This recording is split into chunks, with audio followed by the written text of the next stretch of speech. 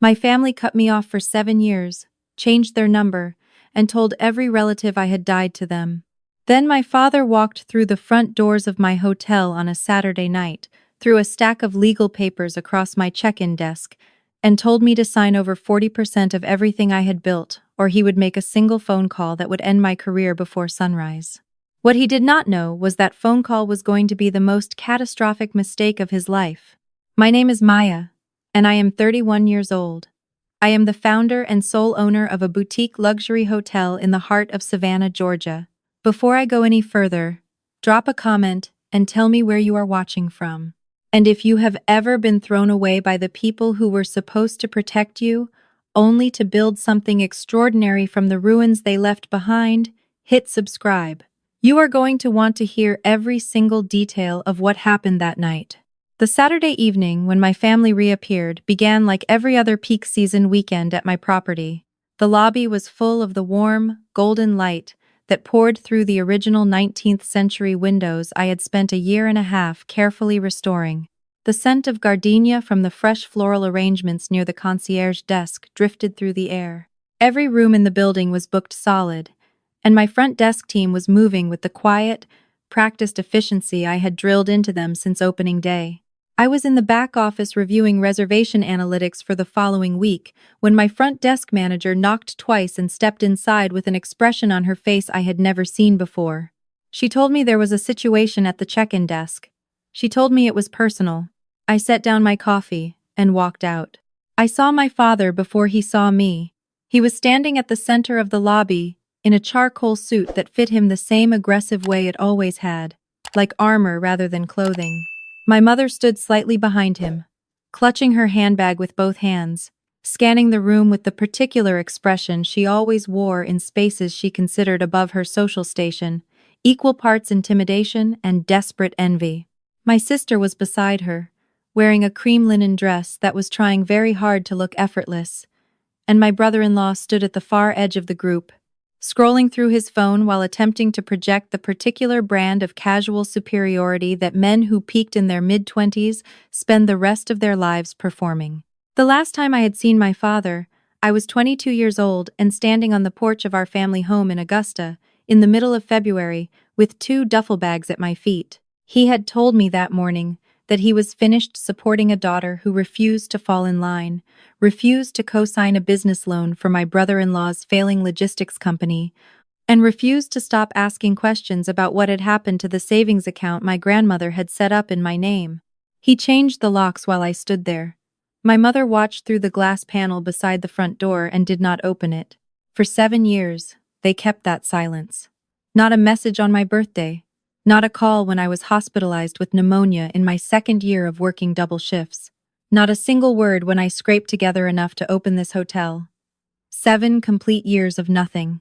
And yet here they were, standing on the hand-laid antique tile floor of the empire I had built without them. I kept my face completely neutral and walked to the desk. My father did not offer a greeting. He did not acknowledge the 7 years. He reached inside his suit jacket and pulled out a bound set of documents, and he slapped them down on the marble check-in counter with enough force that the closest guest, an older gentleman checking in for a weekend anniversary trip, flinched visibly and took a step backward. "There she is," my father said, loud enough for the entire lobby to hear. "We need the private meeting room. Now. Family business." I looked at him for a moment without speaking. I let the silence sit between us long enough for him to grow uncomfortable in it, which took exactly 4 seconds because men like my father cannot tolerate silence they do not control. "We don't accommodate walk-in reservations for our private event space on weekend evenings," I said. My voice was completely even. "You're welcome to book in advance through our website." His jaw tightened. "Maya, you can say my name as many times as you'd like.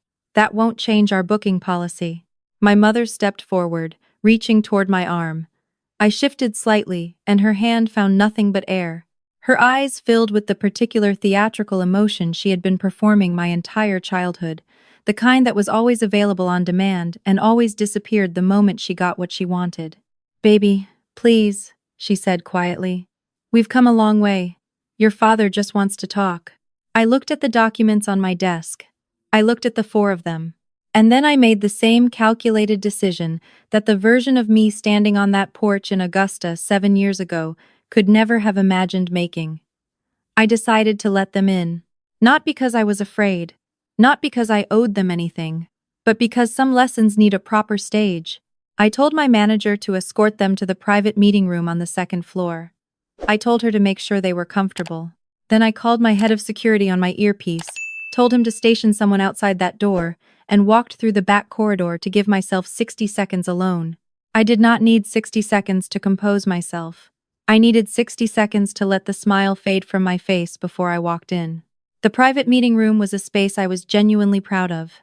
Original exposed brick walls, a reclaimed wood table that seated 12, and tall windows that looked out over the courtyard garden I had designed with a landscape architect who had worked on properties in Charleston and New Orleans. My father sat at the head of the table as though he had been assigned it. My mother sat to his right, arranging her expression into something that was meant to convey wounded love. My sister sat across from her, examining her manicure with studied disinterest. And my brother-in-law sat nearest the window, his phone face down on the table now, his fingers laced together in what I suspected he believed was a posture of authority. I closed the door behind me and sat down at the opposite end of the table. I did not offer water. I did not offer anything. My father pushed the documents toward me. "We'll keep this simple," he said. "You've done well for yourself here. I'll give you that. But the way you've structured this business is leaving money on the table, and frankly, it is leaving family on the table, which is something your mother and I are not willing to accept any longer." I did not touch the documents. He continued. The proposal, as he laid it out, was a transfer of 40% equity in my hotel to my sister and brother-in-law, framed as a family investment partnership that would allow my brother-in-law to step in and manage the financial operations of the property. My sister would serve as director of guest experience. My father's insurance contacts would bring in corporate clients. My mother's role was never specified, which told me everything I needed to know about whose idea the arrangement actually was. "And if I choose not to sign?" I said. When he finally stopped talking, he leaned back. "I've been a commercial insurance broker in this region for 23 years, he said. "I know every significant property investor and landlord in a 200-mile radius. The gentleman who owns this building, Mr. Calloway, is a personal friend. We have lunch quarterly. I know for a fact that your commercial lease is up for renewal in 8 months. He folded his hands on the table. "I would hate to see a call between old friends result in a lease that doesn't get renewed. Or worse, a rent restructuring that makes operating here financially impossible." My mother nodded gently, as though this were simply the reasonable sharing of information between concerned parents. My sister finally looked up from her nails. "We're not trying to be difficult, Maya," she said, in a tone that made it clear she absolutely was. "We're trying to give you access to resources you don't have. Derek has connections in the hospitality sector that could take this property to a completely different level. You've done the hard part. You built it. Now let the people who understand scaling actually scale it." Her husband nodded, smoothing the collar of his blazer. He was wearing a watch that cost more than most people's monthly rent, and I had already noticed on the way upstairs that his dress shoes were starting to separate at the left sole. It was a small detail, but I had spent years learning to read the small details. "What Maya has here is a solid foundation," he said, adopting the measured tone of someone who had rehearsed this speech. "Good bones. But she is operating at a boutique scale because she doesn't have the strategic infrastructure to push into the corporate and events market. I can fix that. I've spent the last 4 years building relationships in the Southeast hospitality investment space. What I bring to the table is the kind of industry access that takes most independent operators a decade to develop." I looked at him steadily. "Which investment group are you currently operating with?" I asked. He smiled without hesitation. "We're in the process of a restructuring," he said, "moving from a partnership model to a full LLC structure to better position for our Series A." "So you're not currently operating with any investment group," I said. The smile held, but tightened at the edges. "It's a transitional period. The infrastructure is in place." My sister shot him a quick look. He did not catch it. My father brought the conversation back to the documents. He was growing impatient, which I had expected. Men like my father treat patience as a sign of weakness, which means they are always revealing their timelines far too early. He tapped the papers with 2 fingers. This is a straightforward arrangement, Maya. You keep 60% and gain the family support system you should have had all along. Or, I pick up my phone and have a conversation with Calloway that makes the next 8 months very difficult for you. My mother reached across the table and placed her hand over mine before I could withdraw it. Her eyes were wet. We missed you, she said softly. This is the only way we knew how to come back. Your father is trying, in his way. We just want to be part of your life again. I looked at her hand on top of mine. I thought about the glass panel beside the front door of our house in Augusta. I thought about the woman standing behind it in February with a cup of coffee, watching her daughter stand in the cold with 2 duffel bags. I slid my hand out from under hers and stood up. Make the call, I said. My father blinked. Excuse me? You said you'd call Calloway. Call him. I reached into the pocket of my blazer and set my phone on the table, screen up, voice memo application open and recording. Put him on speaker. I'd like to hear the conversation. The room went very quiet. My father stared at me with the expression of a man recalculating. He had expected resistance, argument, tears, the full repertoire of responses that had worked on me when I was younger, and had nothing. He had not expected this. He recovered quickly. He always recovered quickly. That was one of the things that had made him so effective at controlling people for so long. He pulled out his phone, found the contact, and placed it in the center of the table. The ringtone filled the room. My mother straightened in her seat. My sister set her hands flat on the table. My brother-in-law leaned forward with the expression of someone watching a hand of cards being played. It rang 4 times. Then a voice answered, older, slightly graveled, the tone of a man interrupted mid-evening. My father's entire demeanor shifted the moment the call connected. His voice warmed by about 30 degrees. He became the version of himself he deployed at charity dinners and golf courses, all easy familiarity and performed confidence. Walter, it's Frank. Sorry to call on a Saturday. Yes, I know. Listen, I'm sitting here in that boutique hotel on Drayton Street, the one in the old Morrison building, and it turns out the owner is actually my daughter. He laughed. I know. Small world. Here's the thing. She and I are having a little family disagreement about the direction of the property, and I need you to help me make her understand the value of cooperation. Nothing serious. I just need you to reach out to her in the next few days and let her know that her lease renewal is going to depend on her willingness to work constructively with her family on this. You know how it is. There was a pause on the line. Then Walter Calloway said, Frank, what building did you say? The Morrison building. On Drayton. Another pause. Longer this time. Frank, I haven't owned the Morrison building since February. My father's hand, resting on the table beside his phone, went completely still. I'm sorry? I sold it. The whole property. I've been liquidating my Savannah portfolio for the past year. I told you that at lunch in March. The Morrison building was part of a larger package deal. It closed in February. My father sat forward slightly. Who bought it? A private acquisition group. Came in with a clean cash offer. No contingencies. Closed in under 6 weeks. I was frankly relieved. The building needed significant HVAC work and I didn't want the headache. What's the name of the group? My father said. His voice had lost most of its warmth. Some LLC. Compass something. Compass. There was the sound of a page turning or a drawer being opened. Compass South Holdings. Why? My father looked at me across the table for the first time since the call began. I looked back at him.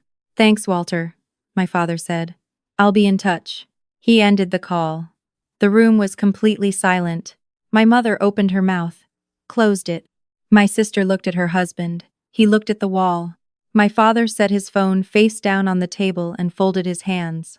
He was working very hard to appear unbothered, but the vein along his right temple was visible from across the table, which meant his blood pressure had just had a significant conversation with the evening's events. It doesn't change anything, he said, and his voice was almost steady. Whoever bought the building, I can find them. I have relationships across this entire market. An LLC acquisition doesn't mean anything. Private equity groups flip commercial properties constantly.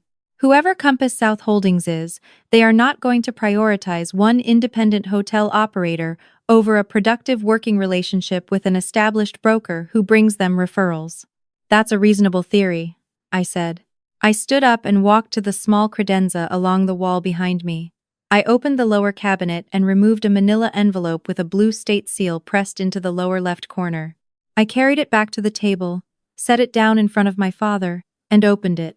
I slid the documents out slowly. Articles of organization for a limited liability company. I placed them on the table facing him. The sole managing member, I said. Read it out loud. He looked down. His eyes moved across the page. They stopped. He read my full legal name. He read it again. He looked up at me, and for the first time in my entire life, I watched my father have absolutely nothing to say. Compass South Holdings is mine, I said. I am the sole managing partner. I bought this building 4 months ago with a cash offer. I own the original hardwood floors you walked in on. I own the courtyard garden you looked out at from this window. I own the room we are sitting in right now. I pulled the chair out from the table and sat back down, resting my hands flat on the wood. You drove 3 hours to threaten me with the leverage of a landlord who no longer exists. You have been threatening to evict me from my own property. My mother made a sound that was not quite a word. My sister's hand went to her mouth. My brother-in-law stood up from his chair, and I watched his expression shift through about 4 different calculations in the span of 3 seconds. The performance of confidence evaporated. What replaced it was something far more honest and far more telling. Maya, he said, and his voice had changed completely. All the rehearsed authority gone, replaced by something that was working hard to sound warm. I want to be straight with you. I told your father this whole approach was wrong from the beginning. I said we should come to you directly, without the legal documents, without the pressure. You know how he is. He glanced toward my father in a way that was meant to look candid. The truth is, I have enormous respect for what you've built here. Enormous. And I think there's a real conversation to be had about what a genuine partnership between the two of us could look like. Not 40%. Not any forced structure. Just 2 smart people at a table. My father turned his head and stared at him. My brother-in-law continued, undeterred, his voice dropping to a lower register. Here's where I'm at, honestly. My current venture is in a restructuring phase, which means I have some temporary liquidity constraints. I'm looking at a very short bridge period, maybe 90 days, and I need about $150 to carry the operational costs through Q3 while the new structure finalizes. I know that's nothing to someone running a property at your level. I'm not asking for charity. I'm offering you a real equity stake in a platform that is going to be worth significantly more in 18 months. My sister made a sharp sound. Derek. He held up one hand toward her. I'm being honest with her. You're being an idiot, my sister said, and the carefully constructed elegance of her accent cracked completely. She doesn't need to know about the Q3 situation. Stop talking. She already knows more than you think she does, I said quietly. My sister's eyes snapped to mine. I had done my homework 3 weeks before this meeting. The moment my manager flagged that a man matching my father's description had been asking questions at a neighboring property about the Morrison building's ownership history, I started pulling threads. What I found had taken a single afternoon. The restructuring your husband is describing, I said, looking at my sister, is a Chapter 7 filing that was submitted to the federal bankruptcy court 11 days ago. His company has not made payroll in 2 months. Your mortgage in the Buckhead neighborhood of Atlanta is 4 months delinquent. 2 of his former business partners have filed separate civil suits in Fulton County for breach of contract and misappropriation of funds. I paused. And you are listed as an officer of the company, which means those proceedings include your name on the filings. My sister went completely still. I have never in my life done anything wrong, she said, and her voice was shaking. I did not touch his business. I planned events. I hosted dinners. I did not know what he was doing with the finances. You signed the operating agreement, I said. The one that lists you as VP of Business Development. You signed it at a notary in Atlanta on March 14th, 2 years ago. I have the public filing. My brother-in-law had sat back down at some point without my noticing. He was looking at the table. My father pushed back from his chair and stood up. He was recalibrating in real time, the way he had always recalibrated when a negotiation went against him by reframing the loss as a strategic withdrawal. "This is unnecessary," he said, his voice regaining its professional register. "We came here with a legitimate business proposal. You've chosen to reject it. Fine. But don't sit there and act as though you've somehow won something. You own a building and a hotel. Congratulations. I have operated in the commercial real estate and insurance sector in this region for over 2 decades. My firm manages accounts representing more than $40 million in annual premiums. I have a corner office in the Harmon Tower in Augusta. I have relationships in this market that took 23 years to build. You are 31 years old." He straightened his jacket. "Whatever satisfaction you think you're getting from this conversation, it won't last. I am not a man whose professional standing is threatened by a boutique property." He picked up the equity documents from the table and tucked them back into his jacket. He was building himself back up word by word, the way he had always built himself up, reminding himself and everyone in the room of the size of his life. I let him finish. Then I said, "How long has your firm been at Harmon Tower?" He frowned. 8 years. "And your current lease arrangement? When did that renew?" A pause. Very brief. But I caught it. "That's not relevant." "The reason I ask," I said, reaching back into the manila envelope, "is that Harmon Tower's previous ownership group, Piedmont Commercial Properties, completed a portfolio sale in January. They were over-leveraged on 3 assets and needed to offload their Augusta holdings quickly. Their broker reached out to several acquisition groups in the region." I set a second document on the table. Compass South Holdings submitted the winning offer. We closed on Harmon Tower and 2 adjacent properties on January 31st. My father did not move. "Your firm is currently operating on a month-to-month commercial lease," I said. "Because when your original 5-year agreement expired, you couldn't qualify for a new long-term term. Your accounts receivable are down significantly from 2 years ago. Your largest client, the one that represented almost a third of your annual premium volume, moved their coverage to a regional competitor in November." I placed the second document squarely in front of him. "That is a formal notice of rent adjustment, effective 30 days from today. Georgia commercial property law allows the landlord to revise terms on a month-to-month arrangement with standard written notice. Your new rate is 280% above your current monthly lease amount. You can sign the new agreement, or you can vacate the premises by the 1st of next month." My father looked at the document. He looked at it for a long time. Then he looked at me. There was something in his face I had never seen before. It was not anger, exactly, though the anger was still underneath it. It was something older and quieter. It was the expression of a man who had just understood the full geometry of the room he was standing in and realized that every wall belonged to someone else. My mother, who had been silent for the last several minutes, began to cry. These were different from the earlier tears. These did not have the same performed quality. She was crying the way people cry when they finally stop pretending. "Maya," she said, "please. I know we hurt you. I know what we did was unforgivable. But your father's business is all he has left. If he loses that office..." "You watched me walk down the street in February with a fever and no winter coat," I said. "I had $40 in my account. I didn't eat a full meal for 3 days. You had my phone number for 4 years after that and you never used it." She covered her face with her hands. My sister pushed back from the table. "This is insane," she said, her voice thin. "You're doing this on purpose. You bought these buildings specifically to do this to us." "I bought these buildings because they were sound investments at favorable valuations," I said. "The fact that you walked into them tonight was your choice, not mine." "Mama," my sister said, turning toward my mother.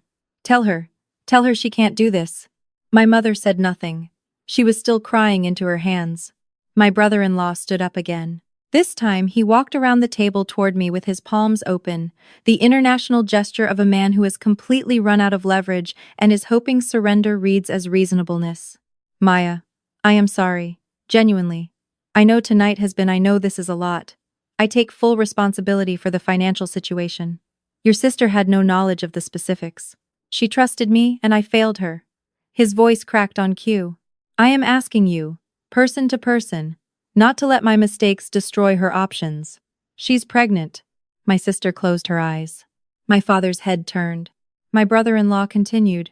We found out 6 weeks ago. She hasn't told anyone yet.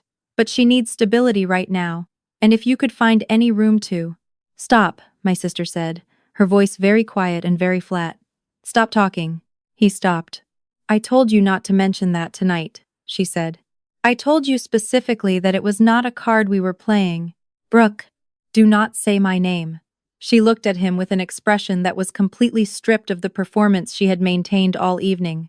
What was underneath was exhaustion. And underneath that was something that looked very much like the realization that she had trusted the wrong person for a very long time. I let the silence hold. Then I stood up and smoothed the front of my blazer. I need all of you to settle the account for this evening before you leave, I said. You used our private events room without a reservation, which carries a flat booking fee. I'll also be billing for the water service and the staffing time. I moved toward the door. My manager will bring the invoice up. We accept all major credit and debit cards. My father found his voice. You cannot be serious. $420, I said. It's a reasonable rate for a Saturday evening. I left them in the room and walked back down to the lobby. I did not feel triumphant. Exactly. What I felt was something cleaner and quieter than that. I felt the particular stillness that comes when something that has been unresolved for a very long time finally reaches its conclusion. My manager found me at the front desk. She told me, very carefully, that all 3 of the cards my father had attempted had been declined, that my brother-in-law had nothing viable in his wallet, that my sister had offered a check which, given the circumstances, I was well within my rights to refuse, and that my mother had produced exactly $212 in cash from the bottom of her handbag, which she was offering with both hands and a great deal of crying. I told my manager to accept the cash, write the remainder as a service debt on file, and ask them all to leave the property. I did not call the police. I had considered it, briefly. But what I decided was that arrest records and public humiliation in the lobby were not what I was building my life toward. What I was building was something that could stand on its own without the weight of their consequences attached to it. Let them walk out through the lobby and into the street. Let them drive 3 hours back to Augusta with nothing but the echo of everything that had happened in that room. That was enough. My security team escorted them out through the side entrance to avoid disrupting the guests in the main lobby. My father walked with his jacket buttoned and his chin level, performing dignity until the door closed behind him. My mother walked with her head down. My sister walked alone, a few steps ahead of her husband, and did not look back. I stood in the courtyard after they were gone and looked up at the building. The original limestone facade, the restored iron window casings, the restored roofline I had personally researched in the Georgia Historic Preservation records for 6 weeks before the renovation began. Every square foot of it bought with money I had earned, saved, and invested across 7 years of early mornings and late nights, and every professional relationship I had built from nothing. They thought they were coming to take a piece of it. They had not understood that the piece they thought they could leverage had belonged to me the entire time. 6 weeks later, I signed the paperwork for my father's former office space at Harmon Tower. He had vacated on the 28th day of the notice period, which told me everything I needed to know about how much flexibility he actually had.